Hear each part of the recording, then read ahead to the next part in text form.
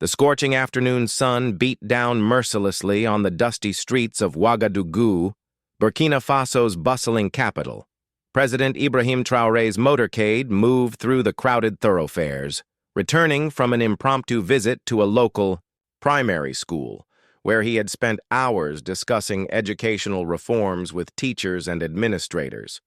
The conversations had been productive, filled with hope and determination for the country's future. Yet, as his convoy navigated the familiar streets,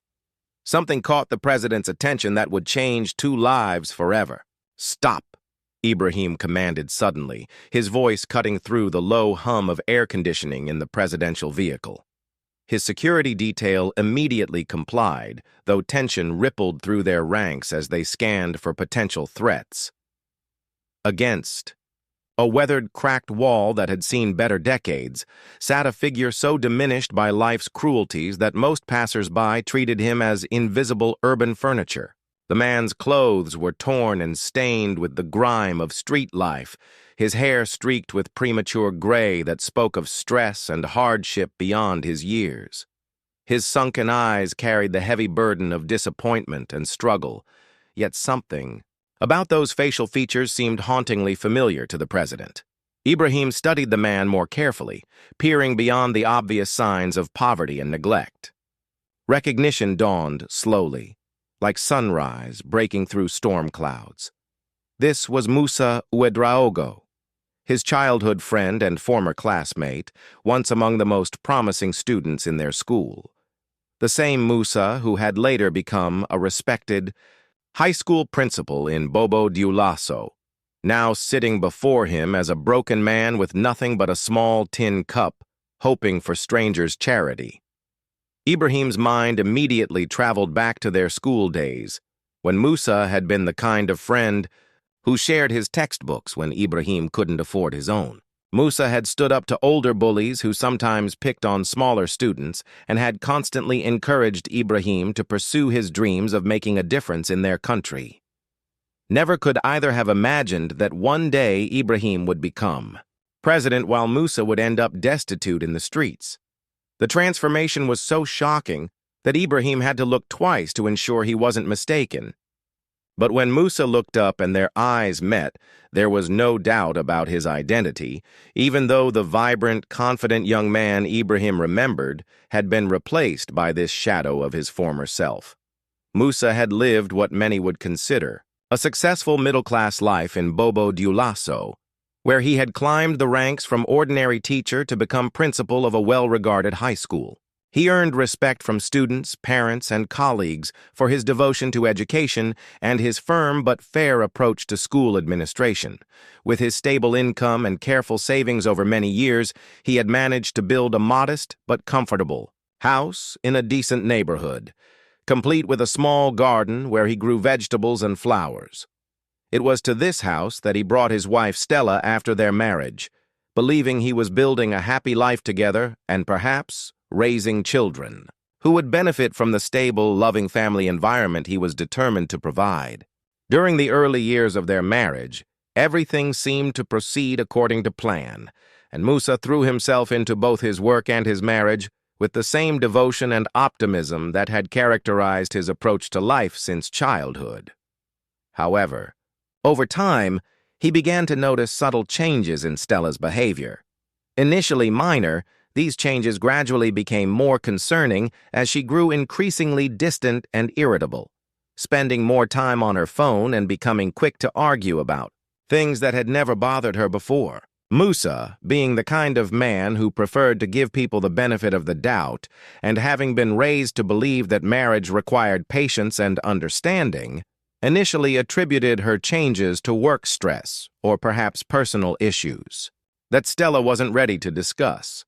He made extra efforts to be understanding and supportive, bringing her small gifts, helping more with household chores, and trying to create opportunities for them to spend quality time together.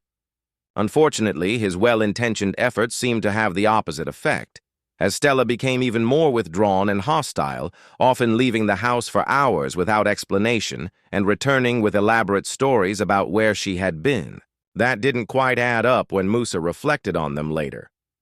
The devastating truth about what was really happening became clear one afternoon when Musa decided to come home early from school because he wasn't feeling well, hoping to rest and perhaps spend some quiet time with his wife. Instead, he discovered Stella in their bedroom with another man, engaged in intimate activities that left no doubt about the nature of their relationship. The shock was so overwhelming that for several moments Musa could neither move nor speak, feeling as if his entire world had suddenly collapsed around him. When he finally found his voice, all he could manage was a strangled cry of disbelief before turning and walking out of the house, his hands shaking and his mind reeling from the betrayal. Rather than showing remorse or trying to apologize for her infidelity, Stella followed him outside and, with a coldness that seemed to come from a completely different person than the woman he had married, informed him that their marriage was over and that he needed to leave immediately because she was in love with the other man and wanted to start a new life with him. When Musa, still in shock, pointed out that this was the house he had built, with his own money and years of hard work, Stella's response was to threaten legal action if he didn't comply with her demands, claiming that she had contributed financially to the construction and had as much right to the property as he did. True to her word, Stella initiated legal proceedings against Musa, presenting what appeared to be official documents showing that she had made significant financial contributions to the land purchase and house construction, documents that Musa knew to be fraudulent, but which looked convincing enough to fool someone unfamiliar with the actual circumstances of the house's construction. The legal system, unfortunately, seemed more impressed with Stella's paperwork than with Musa's honest testimony about how he had saved money for years, purchased the land in his own name, and supervised every aspect of the construction process, paying all contractors and suppliers with money from his own salary. The court case dragged on for months, during which Musa was forced to continue living in the house with a wife who now treated him like a stranger, while also managing the enormous emotional stress of watching his marriage disintegrate and facing the possibility of losing everything he had worked so hard for. Legal fees quickly began consuming his savings, as he was forced to hire lawyers and pay various court-related expenses while trying to maintain his professional responsibilities as school principal and present a composed facade to his colleagues and the school community. When the judge finally rendered a decision, it was devastating for Musa. The court ruled in favor of Stella's claim and ordered him to leave the house within 30 days, leaving him not only heartbroken by his wife's betrayal, but also essentially homeless and with his financial resources depleted by the legal battle. The humiliation of being forced to leave his own house by a corrupt legal system was compounded by the whispers and speculation of neighbors and community members, many of whom had heard various versions of the story and weren't sure what to believe, but whose curious stares and hushed conversations made it clear that Musa's private tragedy had become a matter of public interest. As if losing his house wasn't devastating enough, the stress and distraction of the divorce proceedings, combined with financial strain and emotional turmoil, began to affect Musa's performance at work. It wasn't long before the school administration began questioning whether he was still capable of effectively performing his duties as principal. The school board, concerned about maintaining their institution's reputation and worried about the impact of Musa's personal problems on the school environment, eventually made the decision to terminate his employment. They cited various minor infractions and performance issues that might have been overlooked under different circumstances, but now provided a convenient excuse to remove him from his position.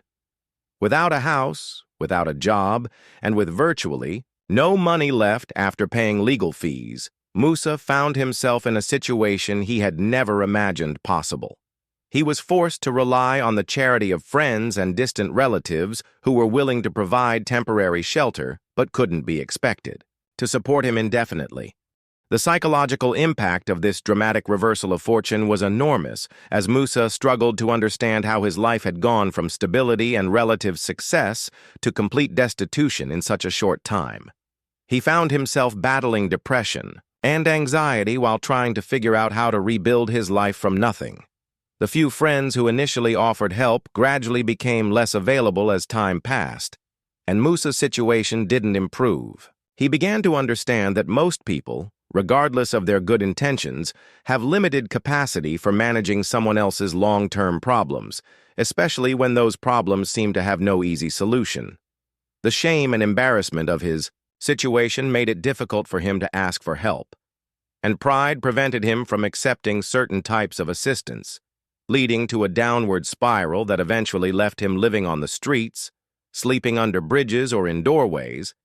and surviving on whatever food he could obtain through begging or occasional work. The daily routine of street life was harsh and degrading, involving long hours sitting in public places with an outstretched hand, hoping that passers-by might spare a few coins or perhaps a piece of bread, while enduring the contempt, indifference, or pity of people who had once been his equals or even inferiors in terms of education and social status.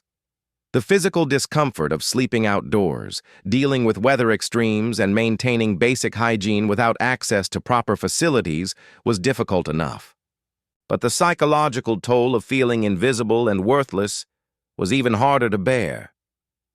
As Musa watched the world pass by around him, he felt increasingly disconnected from the life he had once known. Months turned into years, and Musa's appearance and demeanor gradually changed to match his circumstances.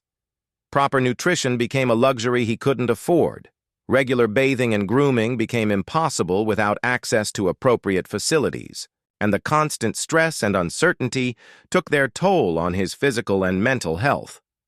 The confident, well-dressed principal who had once commanded respect in educational circles was replaced by a hollow-eyed, unkempt beggar who had learned to make himself as inconspicuous as possible to avoid harassment from police or hostile members of the public who viewed the homeless as a nuisance to be removed rather than as human beings deserving compassion.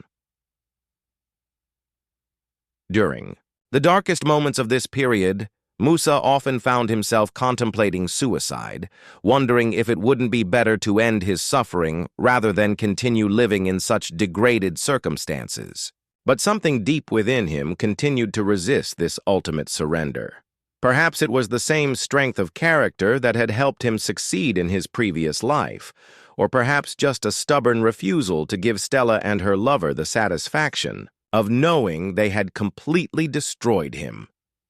His thoughts were never far from his mind as he sat day after day at his chosen spot by the roadside, watching the endless flow of cars and pedestrians pass without noticing him. He felt like a ghost, hearing the limits of a world that had continued without him. It was during one of those long, hot afternoons, when the sun beat down mercilessly on the dusty street and Musa struggled to stay alert despite his hunger and exhaustion, that a convoy of black vehicles stopped nearby, and he noticed one of the passengers looking in his direction with what seemed to be recognition rather than the usual mixture of pity and disgust he had become accustomed to from strangers. At first, he thought this might be someone who remembered him from his teaching days and who was preparing either to help him or to humiliate him publicly by showing how far he had fallen. But when the man got out of the lead vehicle and began walking toward him, Musa realized with shock that it was Ibrahim, his former school friend, who had apparently become very prosperous, judging by the official cortege and the deferential behavior of the people accompanying him. The reunion was initially awkward and emotional, as both men struggled to comprehend the dramatic differences in their circumstances and the many years that had passed since they had last seen each other. But Ibrahim's immediate reaction was one of genuine concern and compassion rather than judgment or superiority. Within minutes, he had made arrangements for Musa to be taken to his residence, fed, bathed, and given medical attention. The transformation from roadside beggar to guest in the presidential palace was so surreal that Musa initially wondered if he wasn't hallucinating from hunger or heat exhaustion. But the warm water of the bath, clean clothes, and a plate of delicious food gradually convinced him that this incredible reversal of fortune was actually real.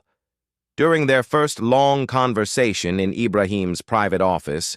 Musa told the complete story of his downfall, beginning with Stella's betrayal, and the fraudulent court case, continuing through the loss of his job and savings, and ending with the years of homelessness and despair that had brought him to the roadside where Ibrahim had found him. Ibrahim listened without interruption, his expression becoming more serious and determined as the story unfolded. When Musa finished speaking, there was a long moment of silence before Ibrahim spoke. His voice was filled with quiet anger at the injustices his friend had suffered and firm resolve to do something meaningful to help him, rather than simply offering temporary assistance or charity that might make him feel good, but wouldn't really solve the underlying problem. Ibrahim had already begun formulating a comprehensive plan to give Musa the tools and resources needed to rebuild his life, completely and permanently, understanding that true friendship meant providing opportunities for dignity and self-sufficiency rather than creating long-term dependence. The first step involved ensuring that Musa received proper medical care to address the health issues that had developed during his years on the street, followed by help in regaining his physical strength and mental clarity through proper nutrition and rest in a safe, comfortable environment.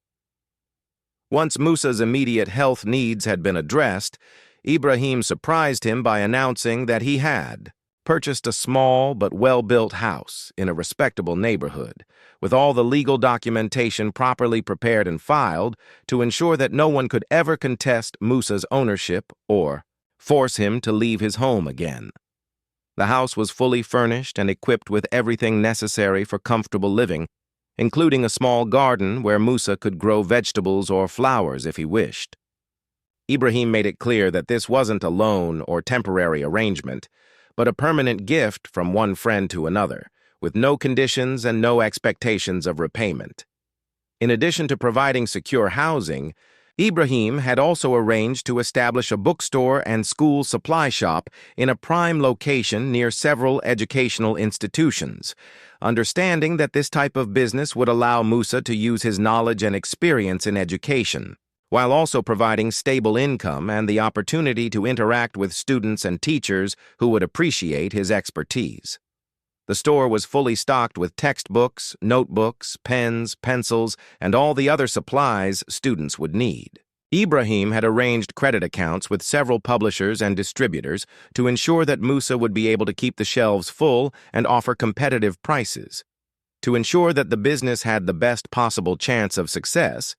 Ibrahim had also arranged to cover all operating expenses for the first year, including rent, utilities, insurance, and inventory costs, giving Musa time to build a customer base and establish the store's reputation without having to worry about immediate profitability. This financial cushion was designed to remove the pressure and anxiety that might otherwise interfere with Musa's ability to focus on learning the retail business and building relationships with customers, allowing him to approach this new chapter of his life with confidence rather than desperation. The transformation of Musa's circumstances was dramatic and rapid, but the psychological adjustment took somewhat longer, as he struggled to accept that his string of terrible luck had finally ended and that he was truly safe from the threats of homelessness and hunger that had dominated his thoughts for so long. The comfortable bed, regular meals, clean clothes, and respectful treatment from Ibrahim's staff all seemed almost too good to be true. During the first few weeks, Musa found himself waking up each morning, half expecting to discover that it had all been an elaborate dream and that he was still sleeping on the street.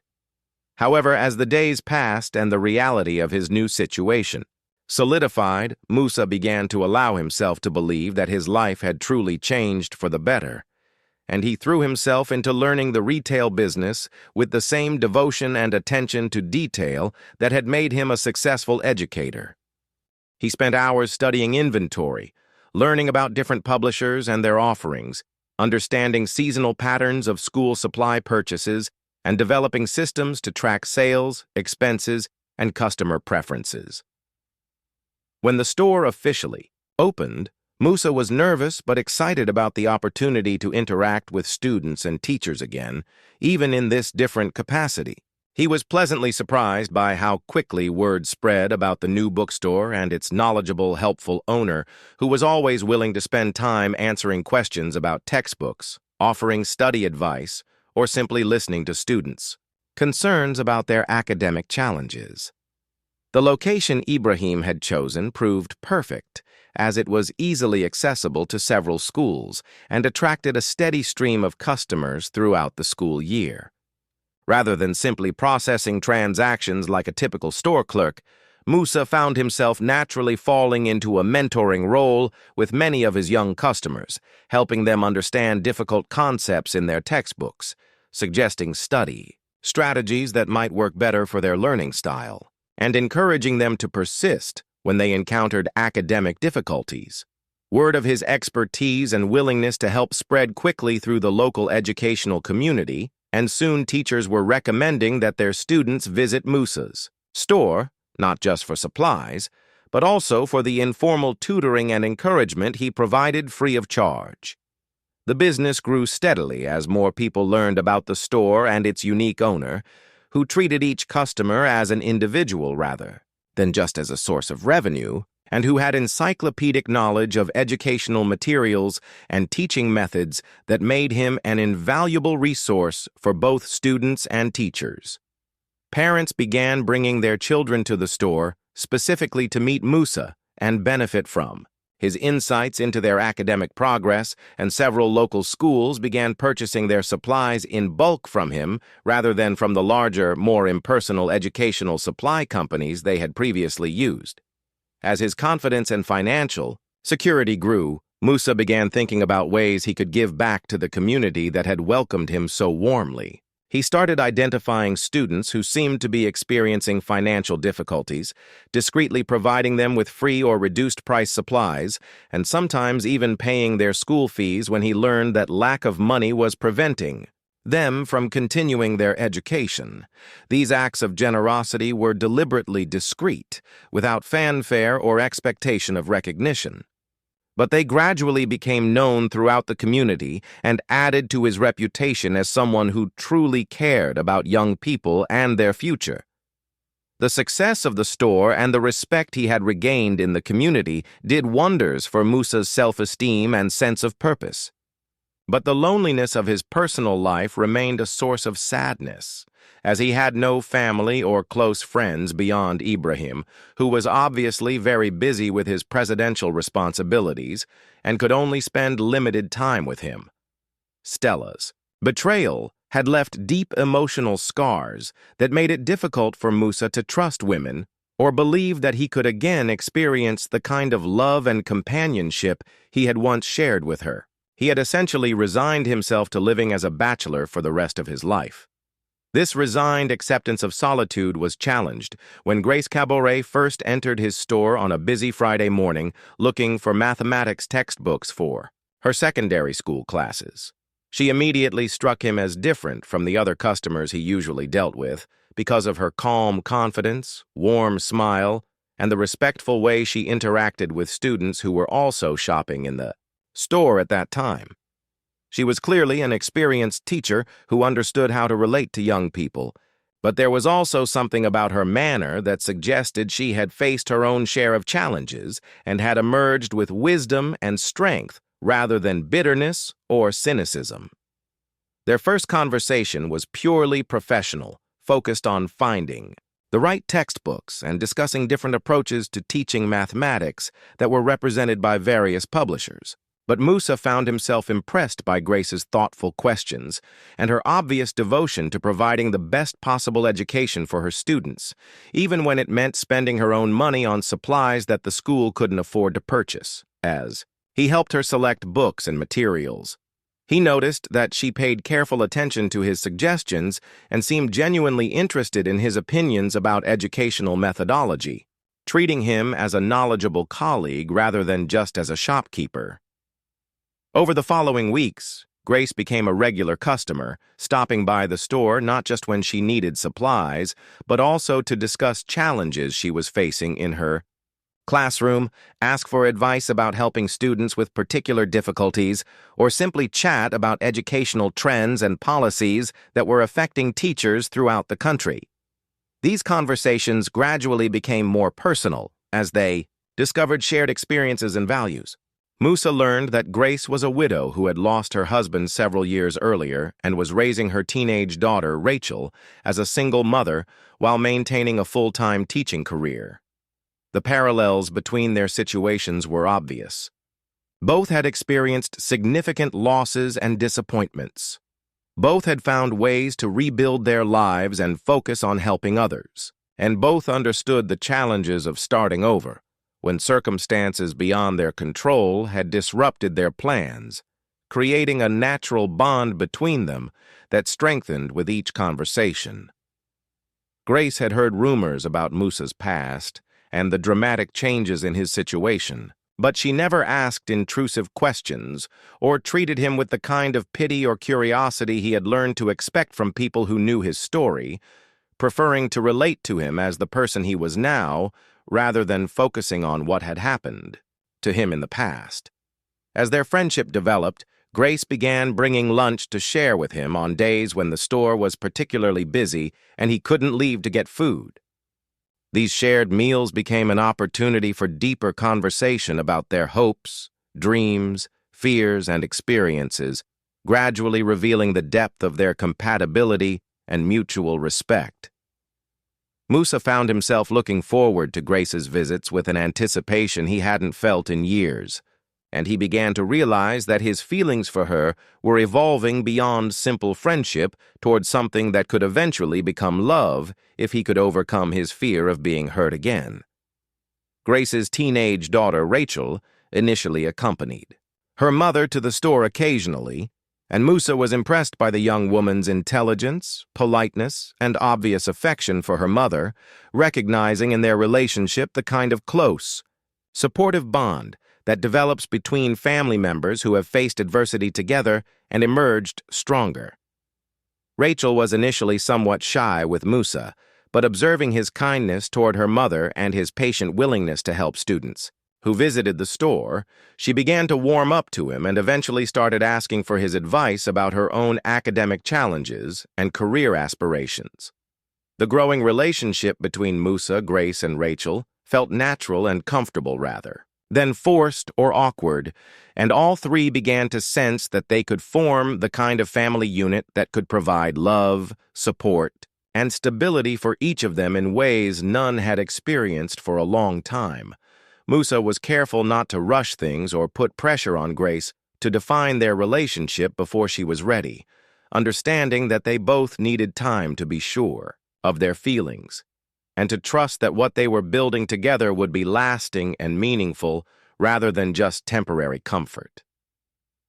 When Musa finally found the courage to ask Grace to marry him, he chose a quiet moment in the small garden behind his house, presenting her with a simple but beautiful ring he had carefully selected after consulting with the local jeweler about what would suit a woman of Grace's taste and style. His proposal was sincere but unpretentious, acknowledging the challenges they had both faced in the past, while expressing his hope that they could build a future together based on mutual love, respect, and commitment to supporting each other through whatever difficulties life might bring.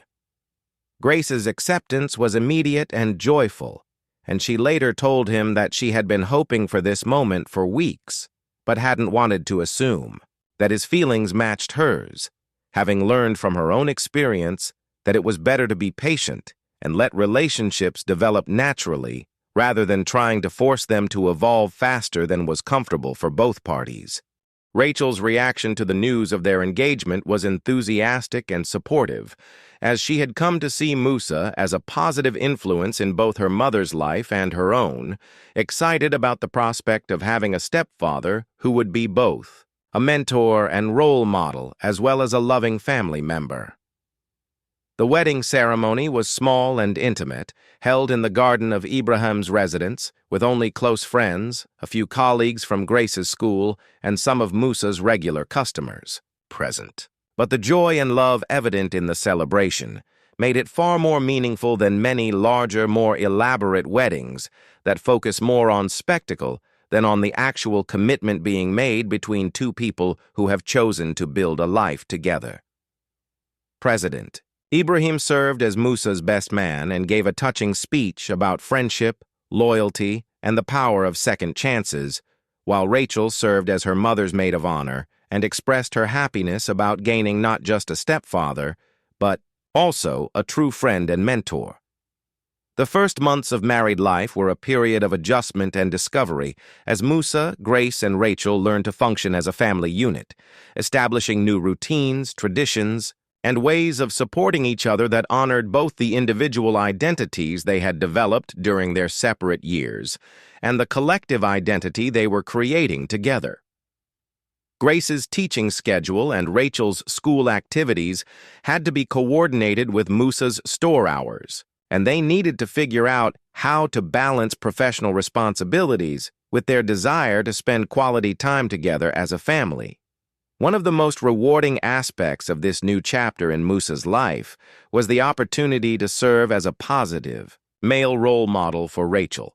who had grown up without a father figure and was now navigating the challenges of adolescence with the benefit of his guidance and support, in addition to her mother's wisdom and love. Musa took this responsibility seriously, making time for regular conversations with Rachel about her academic progress, social relationships, future plans, and any concerns or questions she might have about growing up in an increasingly complex world. As their family settled into comfortable routines and their happiness became evident to everyone who knew them, Musa began thinking about ways he could use his own experience of overcoming adversity to help other men who might be facing similar challenges, understanding that his story of recovery and redemption could serve as both inspiration and practical guidance for people struggling with their own crises of loss, betrayal, financial hardship, or social rejection. The idea of starting some sort of foundation or support program had been in his mind for months, but it wasn't until he encountered several homeless men in the area around his store that he began developing concrete plans to transform this idea into reality.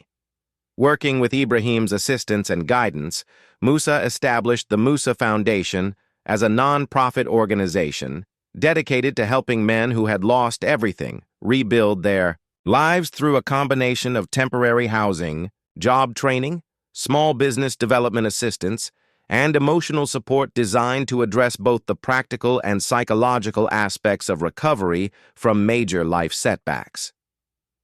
The Foundation's first project was a modest residential facility that could house up to 20 men while they participated in programs designed to help them develop job skills, find employment, or start small businesses that would provide them with sustainable income and a sense of purpose and dignity.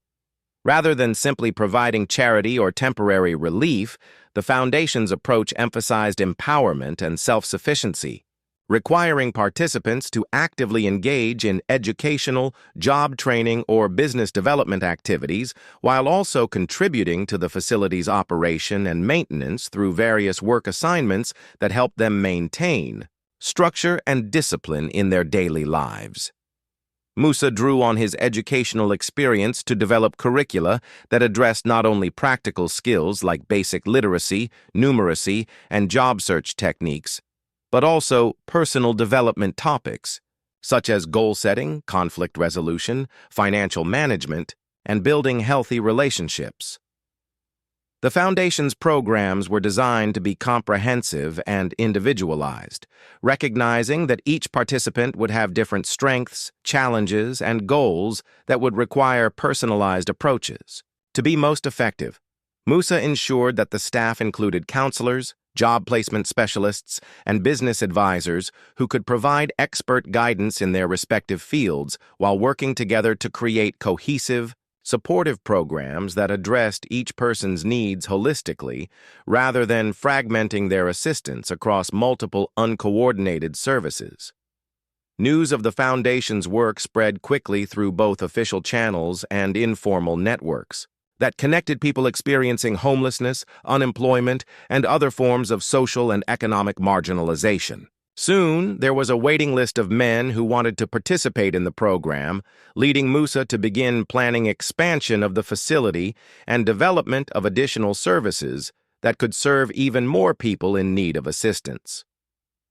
The success stories that began emerging from the Foundation's work were gratifying and inspiring. Men who had entered the program, broken, desperate, and convinced that their lives were essentially over, gradually regained their confidence, developed new skills, found meaningful work, or started small businesses, and re-established connections with family members or created new social networks that provided ongoing support and friendship.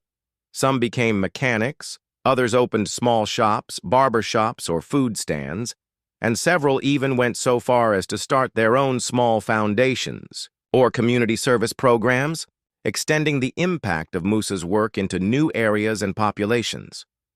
One of the most rewarding aspects of this work for Musa was the opportunity to share his own story with men who were experiencing the same kind of despair he had once known,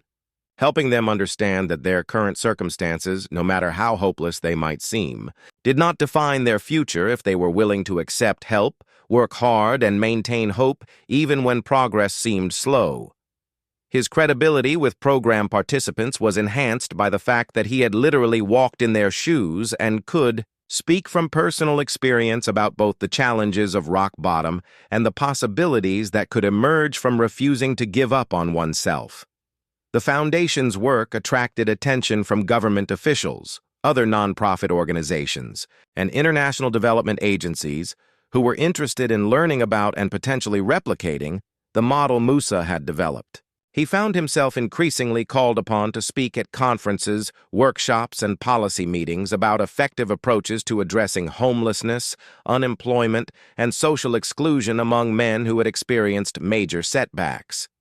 These speaking opportunities allowed him to advocate for policy changes and increased funding for programs that addressed root causes rather than just symptoms, while also raising awareness about the potential that existed within every person, regardless of their current circumstances. At one particularly important national conference on youth development and social policy, President Ibrahim introduced Musa as a keynote speaker, describing his friend's journey from homelessness to successful business ownership and community leadership as an example of the kind of transformation that was possible when people received genuine opportunities to rebuild their lives rather than just temporary charity that maintained their dependence without addressing underlying issues. Musa's speech to the hundreds of young people, educators, government officials, and non-profit leaders in the audience was both personal and political, combining his own story with broader observations about social justice, economic opportunity, and the importance of creating systems that supported people's potential rather than writing them off based on their current circumstances. The response to his presentation was overwhelmingly positive, with many people approaching him afterward to ask questions, share their own experiences, or discuss potential collaborations that could extend the reach and impact of the Foundation's work. Several government officials expressed interest in working with him to develop policy recommendations that could improve services for vulnerable populations throughout the country, leading to his appointment to several government advisory committees and nonprofit boards working on issues related to poverty, unemployment, education, and community development. These positions gave him a platform to influence policy and practice at the national level while continuing his direct service work at the local level. As Musa's public profile grew and his expertise became more widely recognized, he was careful to maintain his focus on the practical work of helping individuals rebuild their lives, understanding that the true measure of his success wasn't the number of speaking invitations he received or the recognition he got from influential people, but rather the number of men who went through the Foundation's programs and went on to create stable, productive, fulfilling lives for themselves and their families. This commitment to remaining grounded in actual service work helped Musa avoid the trap of becoming so focused on publicity and policy that he would lose touch with the daily realities faced by the people he was trying to help. One evening, as Musa was sitting in his garden with Grace and Rachel, reflecting on how dramatically his life had changed since the day Ibrahim had found him on the street, he received a phone call that would test his emotional growth and commitment to forgiveness in a way he hadn't anticipated. The call was from Stella, his ex-wife, who had somehow obtained his number and was asking if she could meet with him to discuss something important. Her voice sounded desperate, in a way that reminded him of his own darkest moments during those years of homelessness and despair. Against Grace's well-meaning advice, who thought that meeting Stella might reopen old wounds and create unnecessary complications in his life, Musa agreed to see her, partly out of curiosity about what could have motivated her to contact him after so many years, but mostly because he wanted to test whether he had truly forgiven and risen above the anger and pain that had once consumed him whenever he thought about her betrayal and its consequences. The meeting was arranged to take place at a neutral location, a small cafe near his store, and Musa arrived early to give himself time to prepare emotionally for what he expected to be a difficult conversation. When Stella entered the cafe, Musa was shocked to see how much she had aged and how different. She looked from the confident, elegantly dressed woman who had once rejected him so coldly. Her clothes were worn and ill-fitting, her hair was disheveled and poorly maintained, and her face showed the lines and sagging that come from years of stress, disappointment, and what appeared to be poor nutrition and lack of proper medical care. She approached his table hesitantly, as if she wasn't sure he would actually be willing to speak with her, and when she sat down across from him, her first words were whispered apologies that seemed to carry the weight of years of regret and suffering. The story she told was both predictable and tragic. The man for whom she had left Musa had indeed proved unreliable and exploitative, gradually isolating her from friends and family members while convincing her to turn over her financial resources to him for various investment schemes and business, opportunities that never materialized, leaving her increasingly dependent on him economically and emotionally, even as his treatment of her became more controlling and abusive. When he finally abandoned her for a younger woman, he had already emptied and sold the house that had once belonged to Musa and had left her with debts she had no way of repaying, making her effectively homeless and destitute in the same way that her own fraudulent legal maneuvers had once left Musa on the street. As Stella described years of manipulation, abuse, and gradual loss of everything she had once taken for granted, Musa found himself feeling not satisfaction or vindication, but rather profound sadness at the waste and suffering that her choices had created for both herself and the people whose lives had been damaged by her selfishness and dishonesty. He could see that she sincerely regretted the pain she had caused him, and that her current circumstances had taught her harsh lessons about the consequences of betraying people who loved her and making decisions based on immediate gratification rather than long-term values and commitments. However, when Stella finally found the courage to ask if there might be a possibility of reconciliation between them, or at least if he would be willing to provide her with temporary assistance while she tried to get back on her feet, Musa's response was both compassionate and firm. He acknowledged her suffering and expressed sincere forgiveness for the wrongs she had done to him, while making it clear that he had moved on with his life in ways that precluded any possibility of resuming their relationship or taking responsibility for solving her current problems.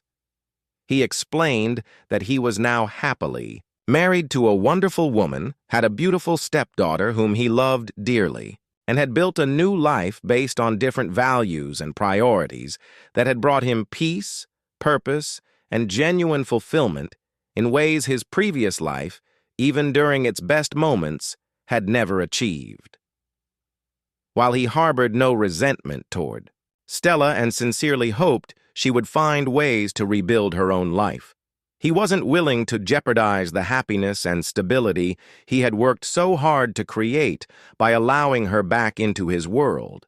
understanding that some bridges once burned could never be rebuilt, regardless of how much regret or suffering might follow in their wake.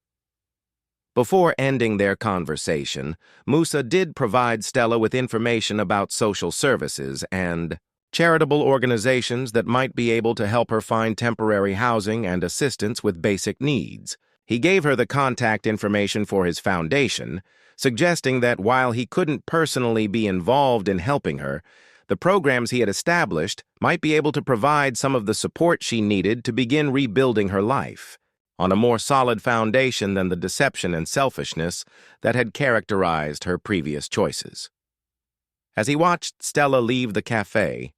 walking slowly down the street with her single suitcase and the same defeated posture he remembered from his own darkest days, Musa felt a complex mixture of emotions that included sadness for her suffering,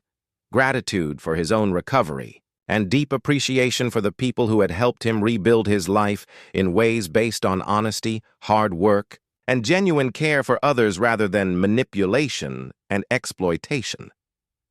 The encounter had served as a powerful reminder of how far he had traveled from his own days of despair,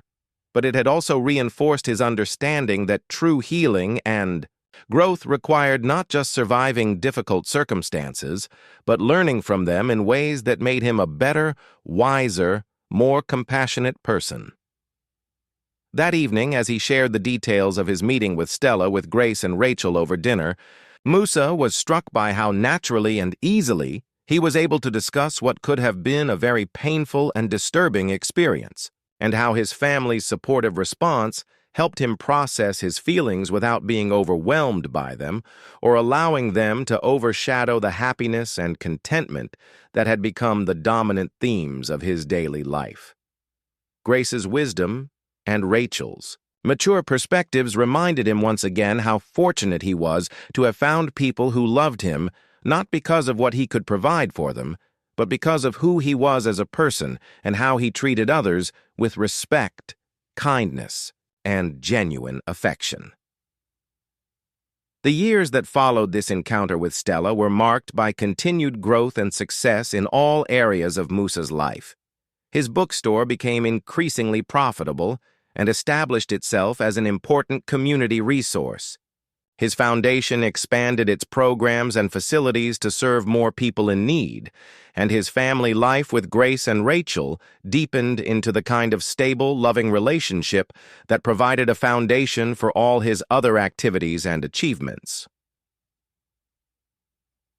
Rachel graduated from high school with excellent grades and went on to university to study education, inspired by both her stepfather's example and her mother's career to pursue a profession that would allow her to help young people reach their potential despite whatever obstacles they might face. The success of the Musa Foundation attracted attention from international development organizations and philanthropic foundations that were interested in supporting innovative approaches to addressing poverty and social exclusion, leading to grants and partnerships that allowed the organization to expand its services and develop new programs that addressed related issues such as domestic violence, substance abuse, and mental health challenges that often contributed to the life crises that brought people to the foundation for help. These expanding services required additional staff and volunteers, many of them graduates from the Foundation's original programs who wanted to give back by helping other men facing similar challenges. As the Foundation's reputation grew and its impact became more widely recognized, Musa found himself increasingly in demand as a speaker and consultant, traveling to other countries to share his experiences and perspectives with government officials, nonprofit leaders, and community organizers who were working to develop their own programs to help marginalized populations rebuild their lives. These international experiences broadened his perspective on the global nature of poverty and social exclusion, while also confirming his belief that the fundamental human needs for dignity, opportunity, and genuine community were universal, regardless of cultural or economic differences between different societies. A particularly significant opportunity arose when he was invited to address the United Nations General Assembly during a special session on sustainable development and poverty reduction, where he spoke about the importance of creating programs that addressed not just the immediate material needs of people in crisis, but also their needs for hope, purpose, and the opportunity to contribute meaningfully to their communities, rather than being simply passive recipients of charity or government assistance. His speech emphasized that every person, regardless of their current circumstances, possessed inherent dignity and potential that could be developed if they received appropriate support, guidance, and opportunities to rebuild their lives on solid foundations. The response to his UN presentation was overwhelming, with representatives from dozens of countries expressing interest in learning more about the Foundation's approach and potentially adapting its methods to their own contexts and challenges. International organizations offered funding and technical assistance to help replicate the program in other locations where similar needs existed. While Musa was honored by this recognition and excited about the possibility of extending the Foundation's impact, he also took care to ensure that any expansion efforts would maintain the personal, relationship-based approach he believed essential to the program's effectiveness, rather than becoming so large and bureaucratic that it would lose the human touch that made the difference between simple service delivery and genuine transformation. As his 60th birthday approached, Musa took time to reflect on the remarkable journey he had made from the depths of despair and homelessness to a life filled with meaning, love, and the satisfaction of knowing that his experiences, both positive and negative, had been used to help others avoid some of the pitfalls he had encountered, while also providing them with examples of how it was possible to recover even from the most devastating setbacks. The contrast between his current situation and the dark period when he had seriously contemplated suicide was so dramatic that it sometimes seemed to him like he was remembering someone else's life rather than his own experiences. But the lessons he had learned during those difficult years continued to inform his approach to both personal relationships and professional work.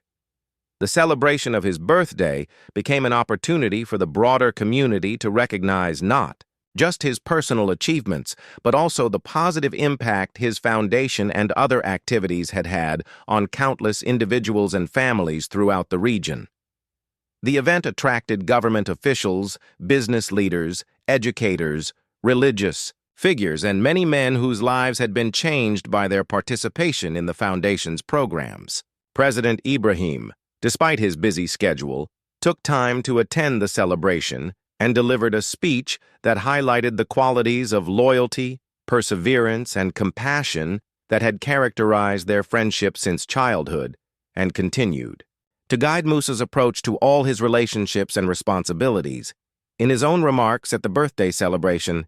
Musa spoke about the importance of never giving up hope even in the darkest circumstances, and the power of friendship, community, and mutual support to help people overcome obstacles that might seem insurmountable when faced alone, while also acknowledging that his own recovery and subsequent success had only been possible because of the many people who had believed in him, supported him, and provided him with opportunities to rebuild his life in ways that honored both his past experiences and his future potential.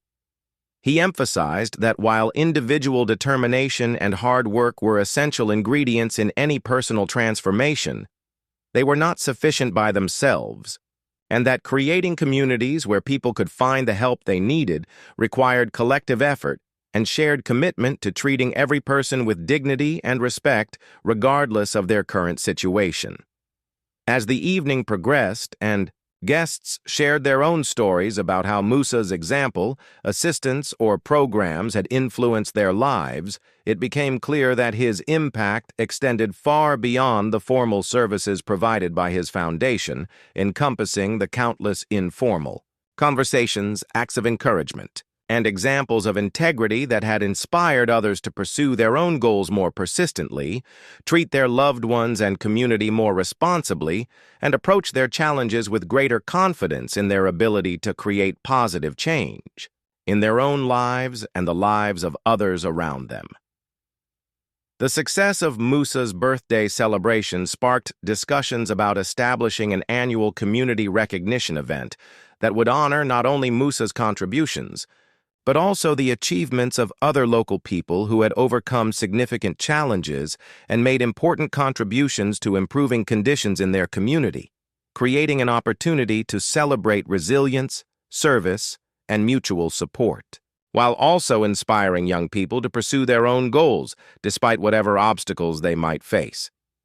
This annual event became one of the most anticipated occasions on the community calendar, bringing together people from all walks of life to share stories, recognize achievements, and reinforce the bonds of mutual support and encouragement that made their community a place where people could thrive rather than merely survive. As Musa entered his 7th decade of life, he began thinking more seriously about legacy and succession planning for both his business and the foundation, understanding that the organizations he had built needed to be able to continue their work effectively, even after he was no longer able to provide daily leadership and oversight. Working with Grace, Rachel, and the Foundation's board of directors, he developed comprehensive plans to ensure leadership continuity and maintain the values and approaches that had made both organizations successful, while also allowing for innovation and adaptation to changing circumstances and needs that future leaders would need to address. Rachel, who had completed her university education and gained several years of experience as a teacher and educational administrator, expressed interest in eventually assuming a leadership role in either the bookstore or the foundation, and Musa was delighted to begin mentoring her in the skills and perspectives she would need to continue his work, while also encouraging her to develop her own vision and approaches that would allow the organizations to continue growing and evolving in response to new challenges and opportunities. The prospect of having his stepdaughter continue his legacy was deeply satisfying, as it represented not only the continuation of his work, but also the successful fulfillment of his role as a father figure who had helped guide her development into a capable, committed adult ready to assume significant responsibilities in service of her community. Musa's story of transformation from homeless beggar to successful businessman, loving family man, and respected community leader became widely known throughout Burkina Faso and beyond, inspiring countless other people who were facing their own crises and challenges to maintain hope and continue working toward better circumstances rather than giving up in despair, while also encouraging more fortunate individuals to look for ways they could help others who were struggling, following the example established by President Ibrahim's intervention in his friend's life and Musa's subsequent commitment to using his recovery as a platform to help others achieve their own transformation. The ripple effects of that single act of friendship and compassion continued to be felt year after year, as each person who was helped by Musa's foundation went on to help others in their own families and communities, creating an ever-expanding network of mutual support and encouragement that demonstrated the profound truth that individual acts of kindness, when they inspire others to similar acts, can ultimately transform entire communities in ways that no government program or institutional initiative could achieve by itself. The mathematical progression of positive influence that began with Ibrahim's decision to stop his convoy and help an old friend had become a living testament to the power of human connection and the potential that exists within every person to contribute meaningfully to others' well-being, regardless of their own circumstances or limitations. The Foundation's work began attracting visits from delegations of officials and social workers from other African countries, eager to learn about the model and adapt it to their own contexts. Musa welcomed these visits, sharing freely the lessons learned from both successes and failures, always emphasizing that the key to effectiveness lay not in rigid adherence to specific procedures, but in maintaining genuine care for each individual, and commitment to treating every person as having inherent worth and unlimited potential. Several countries began pilot programs based on the Foundation's approach, with Musa serving as an advisor and consultant.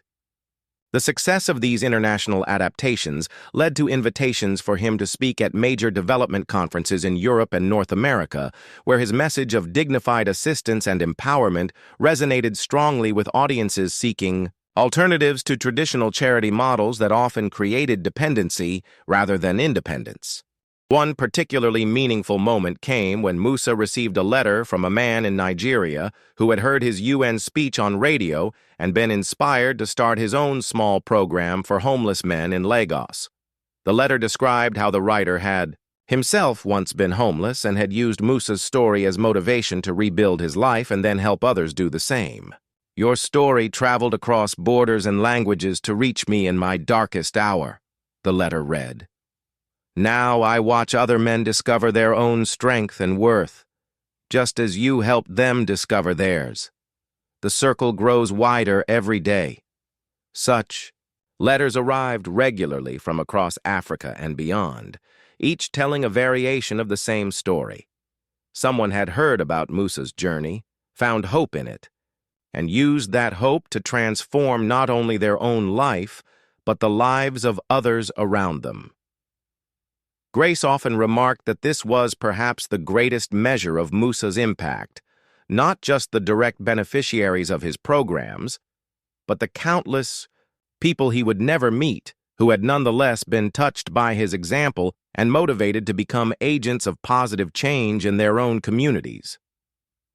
Rachel, now in her final year of university, had begun incorporating lessons from her stepfather's work into her education studies, developing research on how to identify and support students who might be at risk of dropping out due to family crises or economic hardship. Her professors were impressed by the practical wisdom she brought to theoretical discussions. Wisdom clearly gained from years of observing how individual attention and genuine care could transform lives.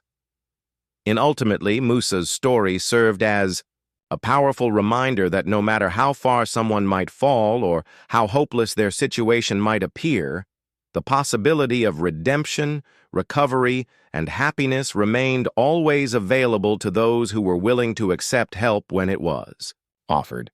Work hard to rebuild their lives on solid foundations, and commit to using their experiences, both positive and negative, to serve others who faced similar challenges and needed examples of what was possible when hope, determination, and community support combined to create opportunities for genuine transformation and lasting positive change.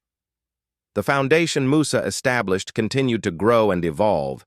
but its core mission remained unchanged: to see the human dignity in every person who walked through its doors, to provide not just temporary relief, but genuine opportunities for rebuilding, and to demonstrate through action that every life had value and potential that could be realized with the right support and encouragement. As Musa looked back on his journey from that desperate day when Ibrahim found him by the roadside to the rich, meaningful life he now enjoyed, surrounded by family, friends, and a community that valued his contributions, he often marveled at how completely his circumstances had changed. But he never forgot the lessons of his darkest period. Lessons about resilience, humility, the importance of genuine relationships, and the transformative power of refusing to give up hope, even when hope seemed impossible.